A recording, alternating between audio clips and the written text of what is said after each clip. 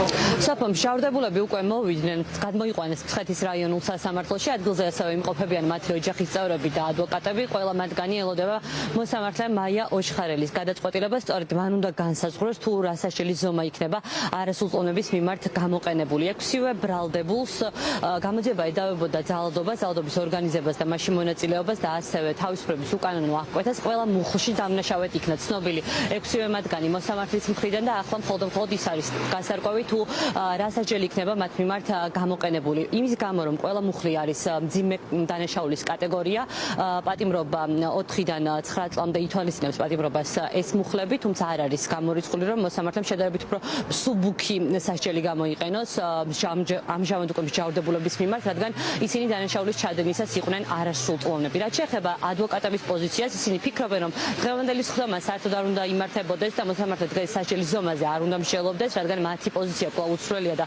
ფიქრობენ რომ პროკურატურას არ ქონდა შესაბამისი მტკიცებულებები წარმოდგენილი მთელი ამ პერიოდის განმავლობაში სასამართლო პროცესებზე. რაც შეეხება ბრალდების მხარეს, მათ სჯერათ იმის რომ მყარი მტკიცებულებები წარმოადგინეს და დაადასტურეს რომ ექვსივე მათგანი ნამდვილად ჩადიოდა დანაშაულს.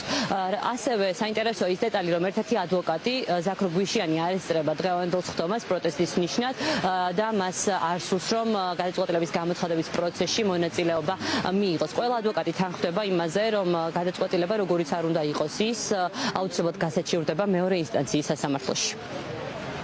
დღეს არ უნდა ტარდებოდეს სასჯელის დანიშვნის სხდომა, სასამართლოს ცალსახად უნდა მიეღო ნიკოლოზ უშვილისთან მიმართებაში გამართლებელი განაჩენი. ცალსახად ამას ვაცხადებ სრული პასუხისმგებლობით იმ მტკიცებულებიდან გამომდინარე, რომელიც იყოს ისეთ სამართლის საქმეში და რომელიც გამოკვლეული იქნა ასევე სასამართლო არსებითი განხილვის სხდომების დროს. შესაბამისად, მე არ მაქვს რაიმე სახის მოლოდინი, ლოგიკური და გონივრული, რამაც შეიძლება წინასწარ მომცეს იმის საშუალება, იმის განსაზღვრის საშუალება, თუ რა გადაწყვეტილებას მიიღებს საშუალებთან დაკავშირებით სასამართლო. ინდივიდუალური შეფასების ანგარიშით ყველანაირი დადებითი თვისება არის ასახული ნიკოლოზ უშვილისთან მიმართებაში.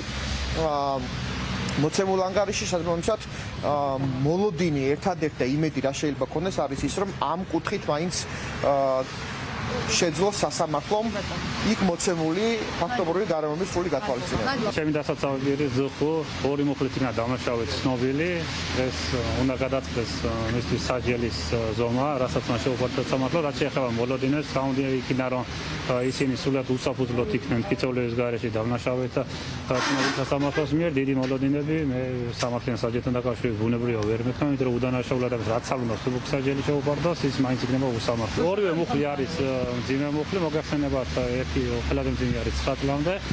აქედან გამომდინარე დანიშნულ სასჯელი როგორც არასრულწლოვანს კიდევ უნდა შევუმცირდეთ გარკვეული ვადით, თუმცა რაც იზავს სასამართლო ამ ეტაპზე ჩვენთვის უცნობია.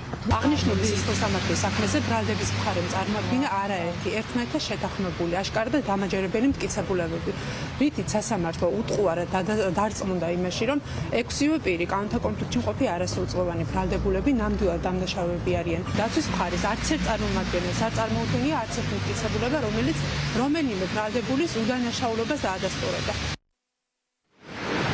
გიორგი შაქარაშვილის საქმეზე რამდენიმე ეპიზოდად მიმდინარეობს პროცესები, ეს არის არასრულწლოვნების პროცესი. ამის გარდა ამ საქმეში უკვე მჟავრდებულებს აკაკი ქრევიშვილსა და ზხ-ს, რომელიც ჯერ არ გამხდა არასრულწლოვანი, პროკურატურა დამატებით ედავება გიორგი შაქარაშვილის განზრახ-მკვლელობას ჯგუფურად და ამ საქმეზე არსებითი განხილვა კვლავ მიმდინარეობს და ჯერჯერობით გადაწყვეტილება გამოტანილი არ არის. ჩვენ ველოდებით მოსამართლის გადაწყვეტილებას და იმას თუ რა სასჯელის ზომას გამოიყენებს იგი 6 არასრულწლოვნის შემთხვევაში.